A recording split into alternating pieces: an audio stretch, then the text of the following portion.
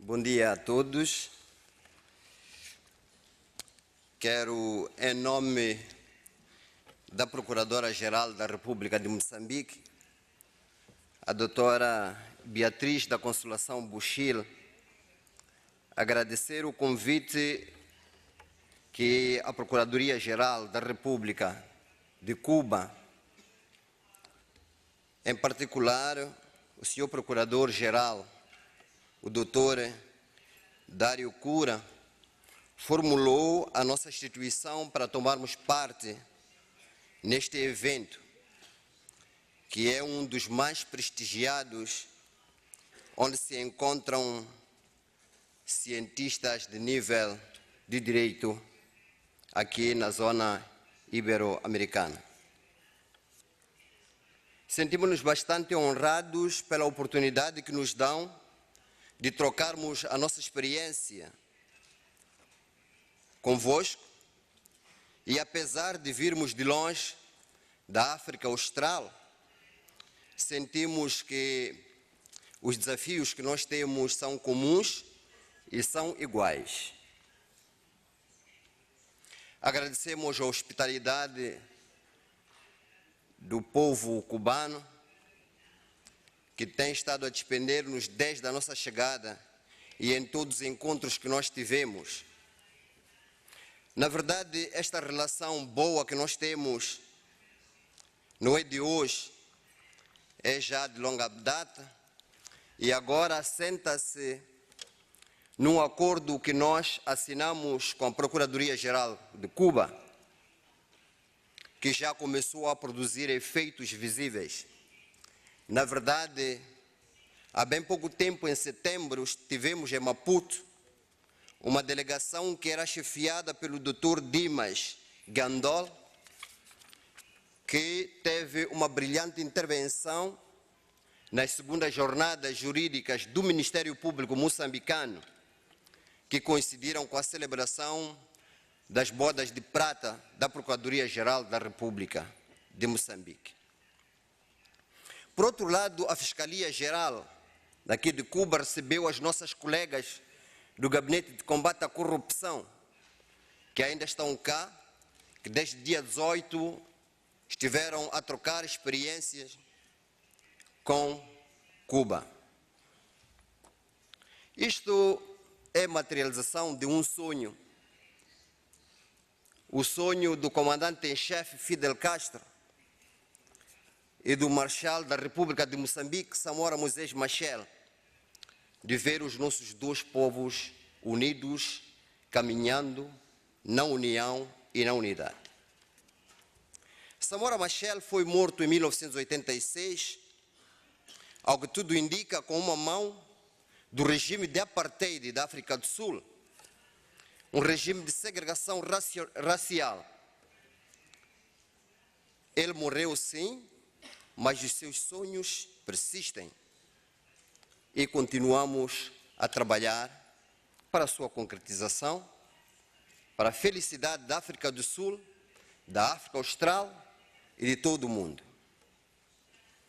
Em particular, o mês de novembro em Moçambique é muito especial na medida em que no dia 5 de novembro nós celebramos o Dia da Legalidade, que é um dia instituído pelo presidente Samora Machel, no sentido de que o setor da administração da justiça, nessa data, faça uma reflexão profunda sobre o que tem feito e os desafios que se reservam.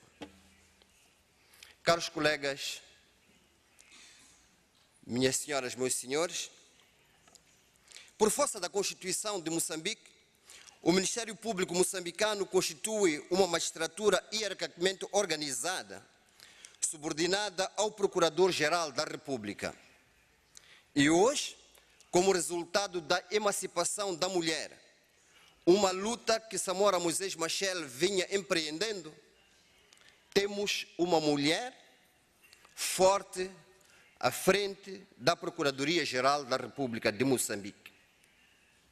No exercício das suas funções, os magistrados do Ministério Público de Moçambique estão sujeitos aos critérios de legalidade, objetividade, isenção e exclusiva sujeição às diretivas e ordens previstas na lei. Ao Ministério Público moçambicano compete, entre outras, a competência de zelar pela observância da legalidade e fiscalizar o cumprimento das leis e demais normas legais. Dirige a instrução preparatória de processos criminais e fiscaliza todos os atos praticados pelos órgãos da Polícia Criminal e orienta metodologicamente toda a atuação da Polícia nos processos. Cabe ainda ao Ministério Público de Moçambique exercer a ação penal, controlar a legalidade das detenções e a observância dos respectivos prazos.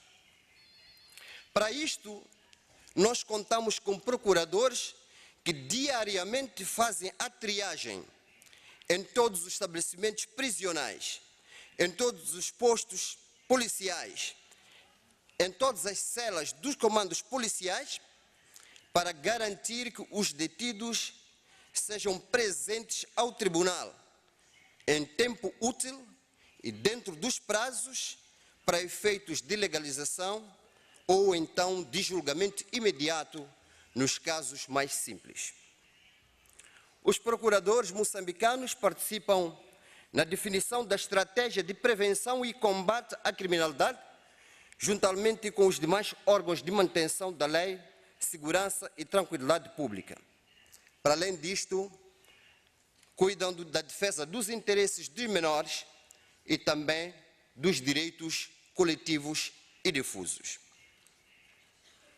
Uma das grandes conquistas do Ministério Público moçambicano nos últimos tempos é a cobertura, quer do ponto de vista vertical, como do ponto de vista horizontal, por procuradores formados, no mínimo com licenciatura na universidade e com formação específica. Em Moçambique temos um centro vocacionado ou então noutras escolas congêneras de outros países amigos. A nossa organização prevê o nível da Procuradoria-Geral da República, que é o paralelo do Tribunal Supremo, a Subprocuradoria-Geral, que é o paralelo do Tribunal Superior de Recurso, a Procuradoria Provincial, que é o paralelo do Tribunal Provincial, e temos as Procuradorias Distritais, que são o paralelo dos Tribunais Distritais. Desde o ano passado, num esforço coordenado entre o Governo e o Conselho Superior da Magistratura do Ministério Público, conseguimos colocar procuradores em todos os distritos do nosso país. Além da jurisdição comum, o Ministério Público moçambicano está representado junto da jurisdição administrativa, nomeadamente no Tribunal Administrativo, que é o equivalente a um Tribunal Supremo, junto dos tribunais administrativos de nível provincial, junto dos tribunais fiscais e tribunais aduaneiros. Além disso, o Ministério Público está representado no Conselho Constitucional através da Procuradora-Geral da República. Para além desta estrutura, contamos ainda com o Gabinete Central de Combate à Corrupção, que é um órgão do Ministério Público de nível central e de nível provincial, que se ocupa de prevenção e combate aos crimes de corrupção, peculato, tráfico de influência e enriquecimento ilícito. Nos últimos anos, Moçambique tem estado a munir-se de meios de prevenção do crime e meios para o fortalecimento do Estado e garantias da integridade, imparcialidade e transparência dos servidores públicos.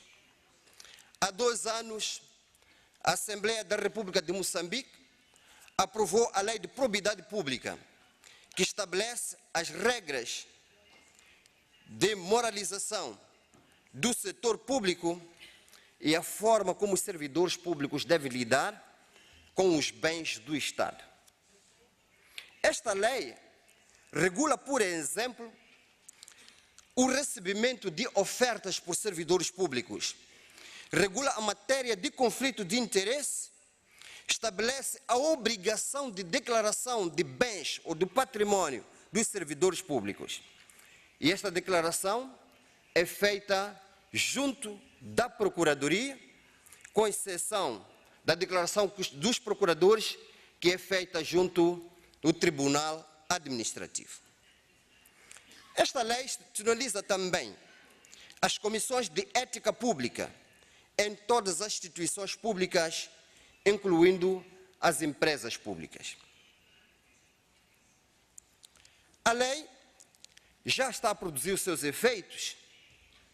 Se tomarmos, por exemplo, que o próprio chefe máximo do nosso país, há 2 meses, publicamente e de forma voluntária, recusou uma oferta de uma viatura luxuosa que lhe havia sido oferecida, que se diga de passagem, Mercedes-Benz do último grito, como demonstração clara de que em Moçambique ninguém está acima da lei. O próprio magistrado número 1 cumpre a lei. Privilegiados colegas, em Moçambique, tal como acontece em muitos outros países, nós registramos maior prevalência de crimes contra a propriedade, que representam mais ou menos 45% do total dos crimes.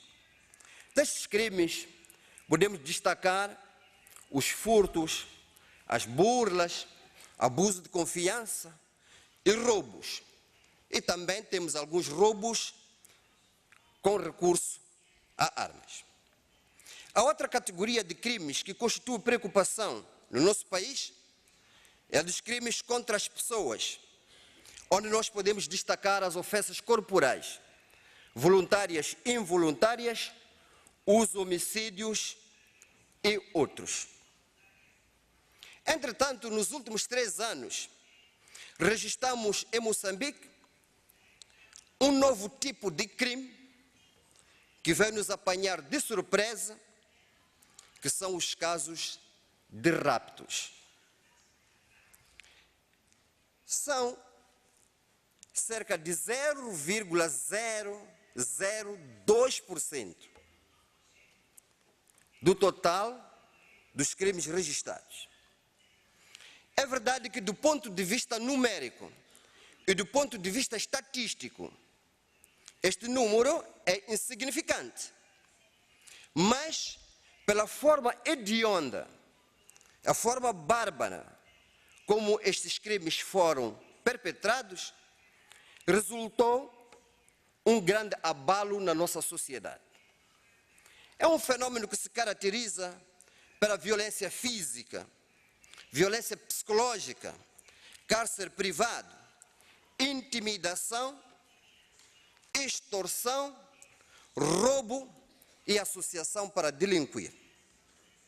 Os raptos representam um dos níveis mais altos do desrespeito pela dignidade humana, expressam insanidade moral e sublinham o menosprezo pelos mais elementares valores da cidadania.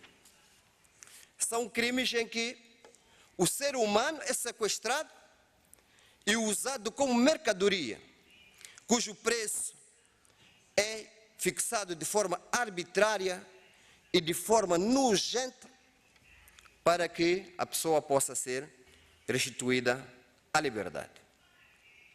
Os familiares, angustiados, procuram todas as formas possíveis para salvar o seu querido e são obrigados a fazer sacrifícios nas suas poupanças para alimentar a ambição de quem busca renda fácil a custo de sacrifício de terceiros.